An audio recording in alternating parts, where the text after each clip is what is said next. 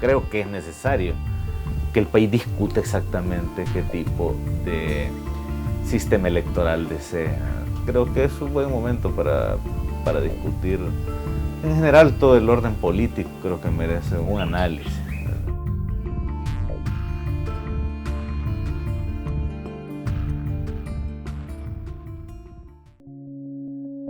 Las elecciones del 1 de marzo de 2015 significaron un reto para la democracia de El Salvador, puesto que se introdujo una nueva forma de votar para elegir alcaldes y diputados de la Asamblea Legislativa y del Parlamento Centroamericano. La población acudió a las urnas, pero tuvo que esperar más de 2 meses para conocer los resultados finales de esta elección. Hubiéramos pensado que las últimas elecciones no representarían ningún problema y que el proceso electoral 2015 se desarrollaría con una normalidad semejante a la del 2014. Del lado de los electores, yo pienso que también ahí hay cosas positivas, como la de haber acudido a las urnas, a los centros de votación, no en la medida de otras elecciones. Ciertamente seguimos bajando en el nivel de participación, hemos estado un poco abajo del 50% de la participación de los electores inscritos, pero digamos se hizo pues de forma pacífica, normal. No presenté ningún problema, los chicos están capacitados, me encontraron rápido, me atendieron rápido, será por la hora también, pero sentí que fue bastante fácil. Hay un desfase entre lo que en la realidad nos presenta respecto de todo el proceso de elecciones y lo que la ley regula en este momento. Tuvimos ya para el 2015 una serie de reformas que se aceleran, sobre todo a partir de sentencias de la Sala de lo Constitucional, aunque también algunas provinieron de decisiones de la misma Asamblea Legislativa. Muchas de estas reformas son positivas en términos de afirmación de derechos políticos. De hecho, están generando algunas de ellas, sobre todo las emanadas desde la Sala Constitucional, mayor libertad en la decisión del votante y por lo tanto tienen esa dimensión positiva desde derechos humanos. Sin embargo, me parece que las reformas que empuja la Sala de lo Constitucional por la vía de sentencias y de jurisprudencia tienen un contraste, y es que van generando medidas muy abruptas en plazos relativamente cortos, de tal manera que van acelerando una reforma sin permitir que el sistema electoral se ajuste plenamente. Como hay en otros países una legislación que prohíbe que se hagan modificaciones a las leyes electorales, a las reglas electorales, por ejemplo, digamos 6 meses antes de una elección. Eso le da cierta estabilidad y cierta seguridad, digamos, a los competidores de que 6 meses antes de la votación no va a haber modificación de las reglas del juego. Pero aquí eso no existe. Entonces la sala emite la sentencia y solo hay que comentar el caso de que se trata de una sentencia con 4 votos a favor y un voto razonado del presidente de la Sala de lo Constitucional, que dice que él está de acuerdo con que se pasara que se permitiera el voto cruzado, pero que dadas las condiciones en las que estábamos de tiempos y conociendo un poco el proceso legislativo que iba a implicar, él recomendó que esa medida se aplicara hasta las elecciones de 2018. Entonces habría que ver por qué la sala, los magistrados decidieron que esto se fuera para esta elección. Echarle la culpa a la sala por el proceso accidentado que hemos tenido, por todas las irregularidades que se dieron, creo que no es lo más feliz en este caso. La Asamblea Legislativa hasta inicios de diciembre se declaró incompetente para regular el tema de voto cruzado. Entonces es un primer actor, ahí perdimos más de un mes. El hecho del Ministerio de Hacienda con el presupuesto del tribunal. No le asignó la parte que había solicitado el tribunal, que eran más de 35 millones de dólares, sino que le recortó y aparte de recortar, le dio de forma extemporánea todos los fondos. Otro punto que nosotros creemos que es el otro eslabón en toda esta problemática electoral y es el que tiene que ver con que esta fue la primera elección en la que tuvimos por primera vez el voto por Parlacen. Teníamos a un Tribunal Supremo Electoral que carecía de la experticia que tenían los antiguos miembros del tribunal, que ya llevaban muchos años y habían estado al frente de varias elecciones. Entonces, nos encontramos con un tribunal que no tiene las herramientas del caso. Se iban a imprimir 15 millones de papeletas. Nunca había ocurrido eso, y no eran papeletas pequeñas, habían papeletas grandes, las de San Salvador y la del Parlacen, 5 millones más o menos las del Parlacen, ¿no? Otros 5 millones para Asamblea Legislativa, y los 5 millones de papeletas de los consejos municipales. Y no había una imprenta en el país con la capacidad de elaborar 15 millones de papeletas. Entonces vino la decisión de distribuir en varias imprentas este asunto, ¿verdad? Cuando estaban imprimiendo hubo errores en la impresión, ¿verdad? De la colocación de la bandera de un partido, bueno, y los partidos reclamaron, se perdieron ahí varios millones, se supone que los asumió la imprenta responsable, pero eso fue retrasando, ¿verdad? Y al final terminaron decidiendo, bueno, lo vamos a hacer nosotros, o sea, el tribunal. Y ahí fue que dijeron, bueno, ya no vamos a contratar a la empresa que anteriormente había hecho esto, justamente porque se alegaba que las bases de la licitación tenían requisitos que iban a hacer que necesariamente había que contratar de nuevo a la misma empresa.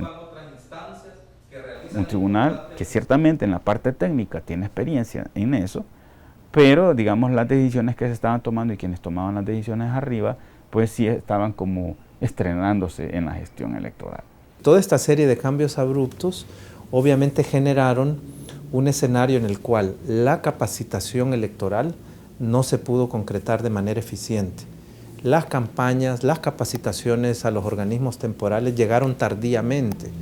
Esto también se conjuga con un problema histórico del Tribunal Electoral, y es que el Tribunal Electoral no tiene plenamente el manejo de la capacitación, en la medida que los organismos temporales están conformados por representantes de todos los partidos políticos, y es el sistema de partidos el que también debe participar en el proceso de capacitación. El resultado es que pese a que la población participa en paz, pacíficamente, ordenadamente en las votaciones, las juntas receptoras de votos, integradas por representantes de todos los partidos políticos, tienen dificultades muy grandes al momento de procesar los resultados.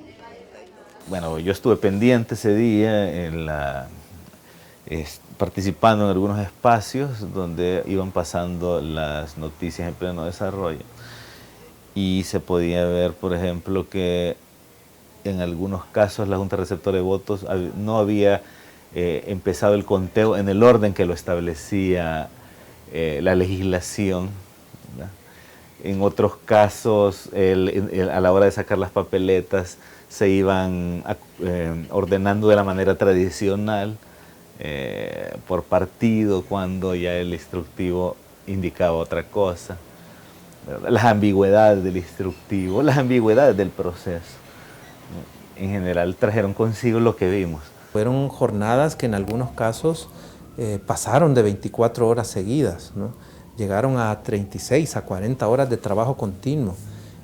Veíamos personas adultas mayores o personas con discapacidad que eran parte de la vigilancia o de las juntas receptoras prácticamente llegar al agotamiento, y los vimos hacer un esfuerzo realmente muy grande de procesamiento. Yo creo que eso es meritorio, a pesar de los errores que se produjeron. También el trabajo en las mesas de escrutinio requirió un esfuerzo muy grande.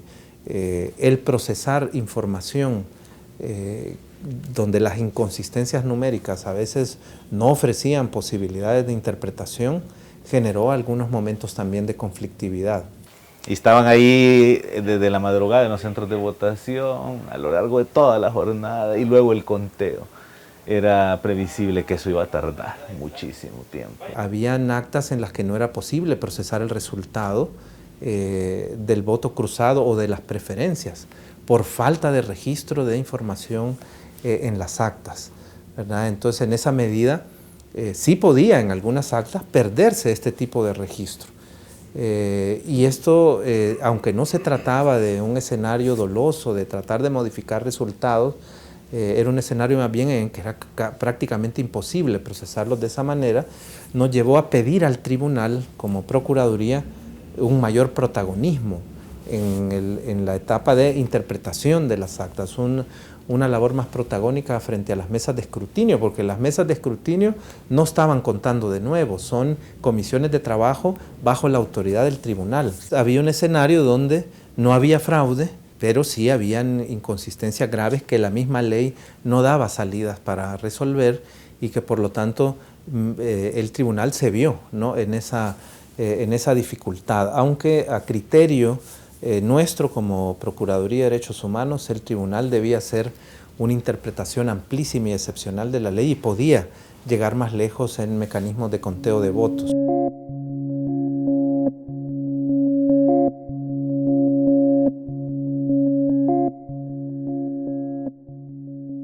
Podríamos señalar como una mala gestión de la comunicación del Tribunal Supremo Electoral. Que repito, lo sorprendente realmente es que con todo, pues al final, digamos, no ha habido esa deslegitimación de los resultados como podría haberse esperado. Luego de que convocamos elecciones, la sala dice también hay que admitir el voto cruzado, eso termina de complicar las cosas. De hecho, usted ve que el acta que estaba calculado en 6 a 7 folios creció a 14 folios por el voto cruzado.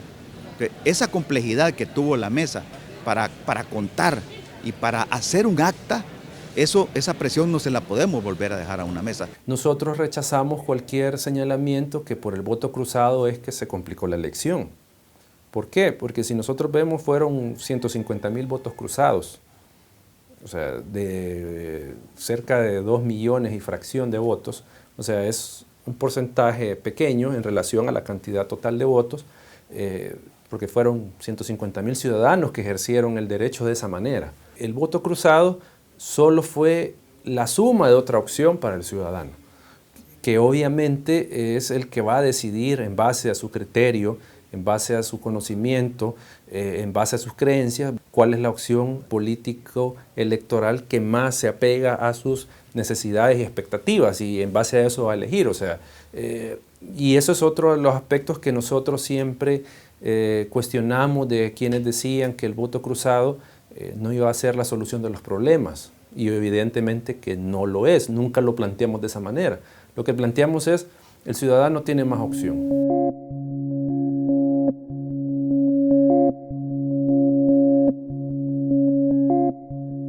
No tuvimos un escenario en que se destruía material electoral, se rellenaban urnas, se sustituían votos, nada de esto pasó, ¿verdad? Es decir, no hubo un escenario de fraude.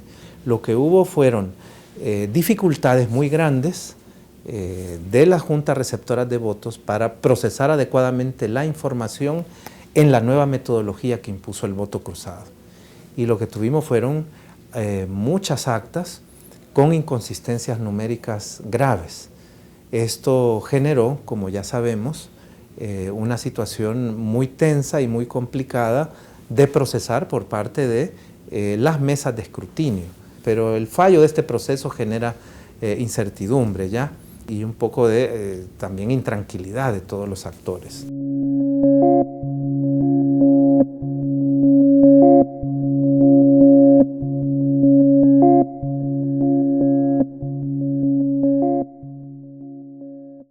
Con este recuento, pues aunque no haya variado la cantidad de diputados que obtiene cada partido, lo cierto es que ahora no hay duda de que esos 24 son los diputados electos de San Salvador. Yo creo que a nosotros nos tocó venir a administrar un proceso que ya comenzaba a hacer crisis. Yo les señalaba hace un rato que este sistema electoral que administra el Tribunal Supremo Electoral es un sistema electoral montado en el control de los partidos políticos. Usted ve que las juntas receptoras de votos son a propuestas de los partidos políticos. La Junta Electoral Municipal es a propuesta de los partidos políticos. La Junta Electoral Departamental es a propuesta de los partidos políticos. Buena parte del Tribunal Supremo Electoral es a propuesta de los partidos políticos. O sea, el sistema está bajo el control de los partidos. Eso es lo que yo creo que debemos de revisar. incluso antes de hablar de dividir las funciones jurisdiccionales y administrativas, habrá que revisar el rol de los partidos políticos en el sistema electoral. Ese diseño se aprobó post acuerdos de paz y efectivamente ese sistema ha cumplido su función. Pero ahora que se ha complejizado más, que hemos introducido nuevas figuras, es el momento de sentarse y reflexionar sobre eso. Y eso lo tienen que hacer los partidos políticos y la misma sociedad civil. Hay que revisar el proceso electoral, hay que ver aquellos nudos problemáticos, porque hay aspectos problemáticos del proceso que obviamente hay que verificar y hay que corregir. Si queremos hacer una gestión electoral con estándares altos de calidad, eso tiene un costo. Y entonces hay que asumirlo presupuestariamente. Hay que establecer una legislación que prohíba que se modifiquen las reglas. Mínimo sería unos 6 meses antes, ¿verdad? Por cualquier medio, ya sea por los mismos partidos que reforman la ley, como lo han hecho en otras ocasiones, o como en esta que fue por una sentencia de la sala. A pesar de las dificultades que se dieron en este proceso electoral, la población cuenta con alcaldes y diputados que deberán responder a la confianza de sus electores. Será en el 2018, en las próximas elecciones, cuando la sociedad salvadoreña se dará cuenta si esta experiencia de 2015 sirvió para obtener resultados positivos que fortalecieron la democracia del país.